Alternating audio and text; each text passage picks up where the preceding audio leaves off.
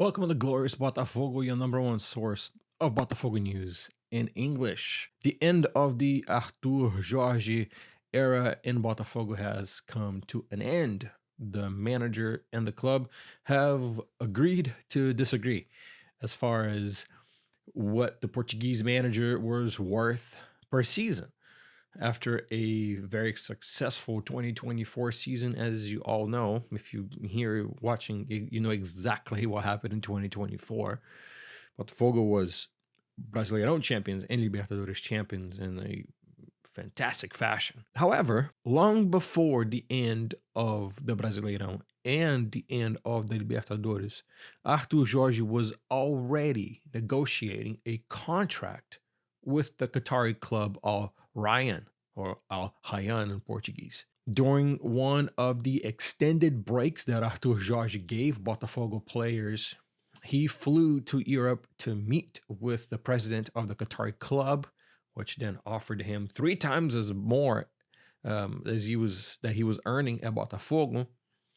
And behind the scenes, John Textor kind of kept all of this information tightly sealed.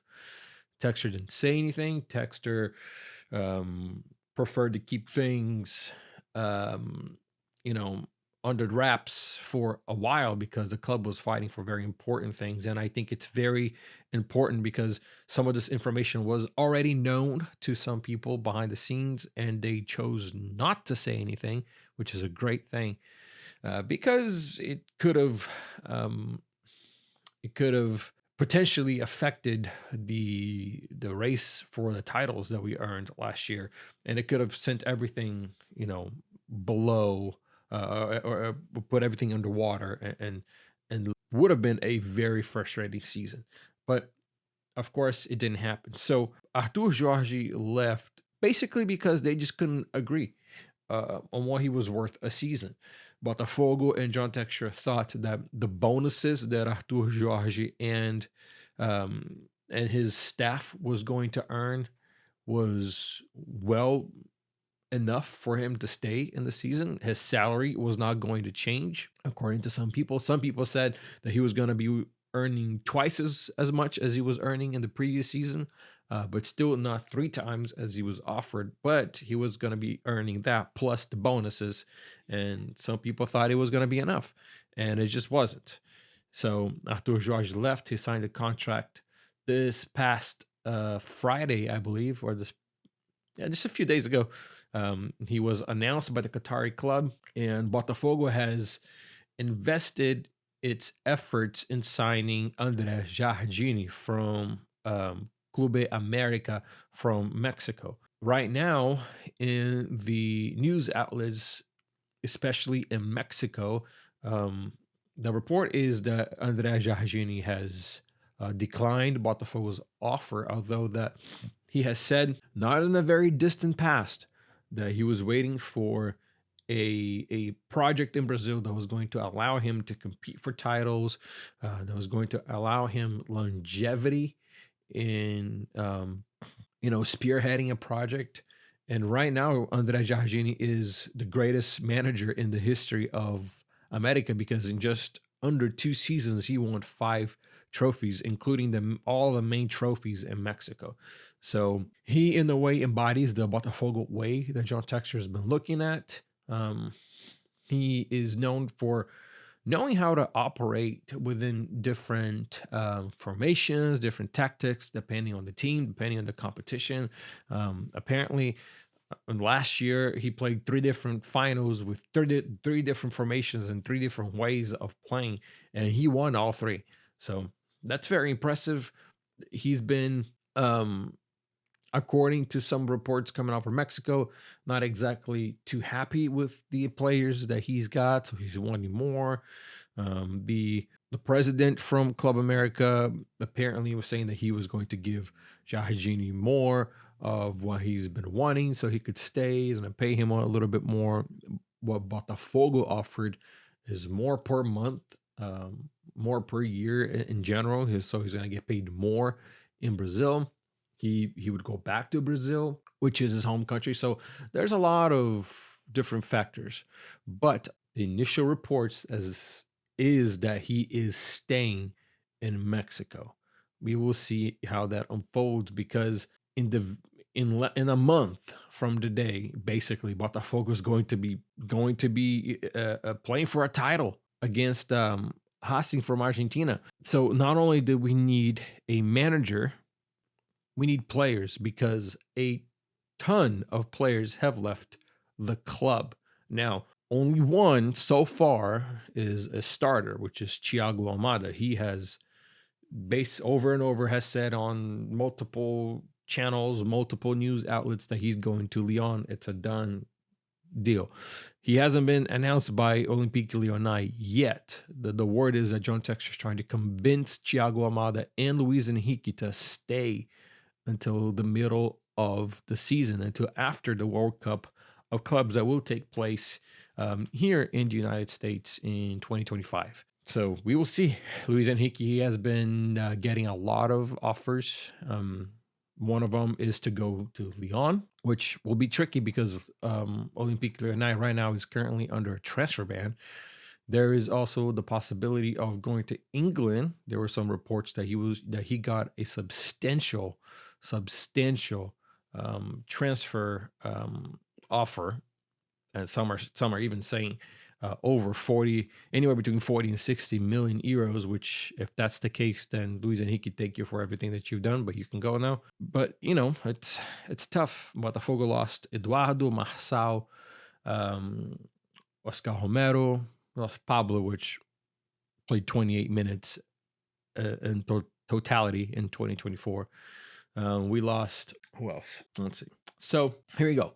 So all of the players that have left so far is Gatito Fernandes. He went back to his home country of Paraguay. Gatito, over the years, over all the 8 seasons that he played with Botafogo, has really, truly become a club legend. He was here when things were bad. He was here when things were really bad, and he was here when things were really, really good. So Gatito definitely deserves to go in the wall of the legendary players that have gone through this club. Gatito Fernandes, Pablo, Adrielson has returned to Olympique Lyonnais, Rafael, which retired, Marçal, Cheche, which has transferred to Vasco da Gama, Eduardo, which has now transferred to Cruzeiro, and Oscar Romero. All of these players had their contracts expiring in December. So it's not like other clubs came and purchased them.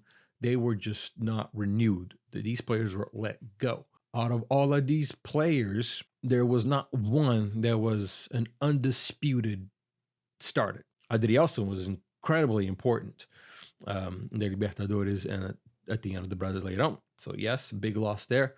Marçal was always a great player to be able to rely on. So yes, a big loss there. Cheche as well. Eduardo wasn't playing like he was playing in 2023, but he was a quality player. And Oscar Romero, actually, I'm very surprised he didn't get more playing time. He's also gone. Left back Hugo has gone to Vitória as a loan. So Hugo has also left the club. Now we're talking, so there's a few players also that are for sure going to leave. One of them is Lucas Alte. Now there's 2 other players, Chiquinho Soares and Danilo Barbosa, word names that have been talked about a possible trade with Santos for center back Jair, which we reported on last year. Danilo Barbosa said no, he wants to stay at Botafogo. He was also going to go to Red Bull Bragantino in a trade offer, but he declined it. He wants to stay in Botafogo for 2025 because Gregory could be a player that is also leaving.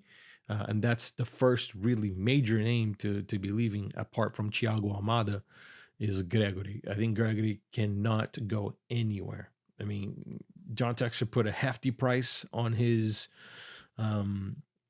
transfer fee. So if a team wants to pay, millions of dollars for a 30-year-old, then go right ahead. But they kind of puts it into perspective on how important Gregory is for Botafogo. Now, but basically, the whole starting team is staying. John, right back Vitinho, Bastos, and Barbosa, which Barbosa has gotten transfer inquiries from Europe. So more to see on that. Alex Telles is for sure staying. Maybe Gregory, Marlon Freitas is staying, Savarino, and so far Igor Jesus, which also has been getting transfer inquiries from England, and Fulham being one of those teams that want to sign Igor Jesus. And John Texter says if you want him, you have to pay 30 million euros to sign Igor Jesus, which is also a great hefty price. If somebody wants to come and purchase Igor Jesus for that money, then they can come right ahead.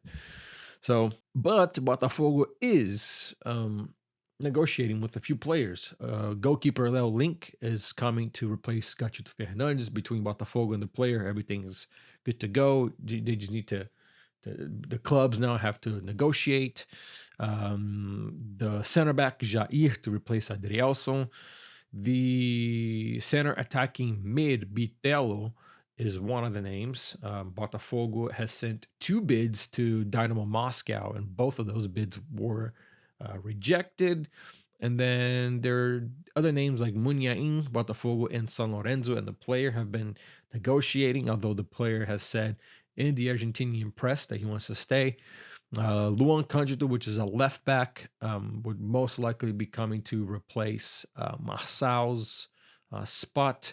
And Marlon Gomes would be another player, another center mid that would be coming to stay and replace some of these gaps that Botafogo is leaving. However, the main team is set to start training again on the 14th of January.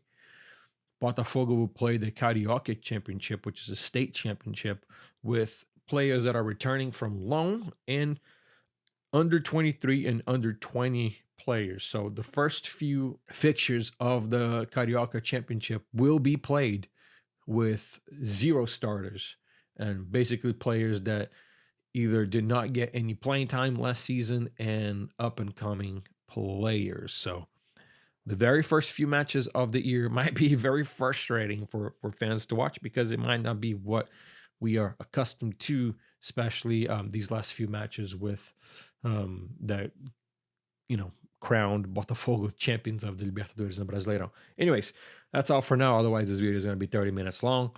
Don't forget to like, don't forget to subscribe. 2025 is going to be a very busy year. The World Cup of Clubs tickets have been on sale already.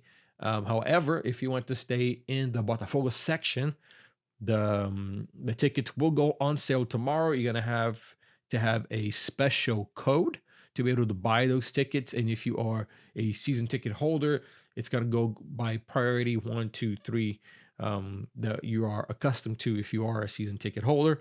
So yeah, Botafogo will be playing the World Cup of Clubs here in the United States in Seattle and California. In Seattle versus Seattle Sounders, and then in California versus Atletico Madrid and PSG, in that order. So if there's more transfer news coming, which trust me, in about a week, there will be a ton more to talk about, and we will be here to talk about it.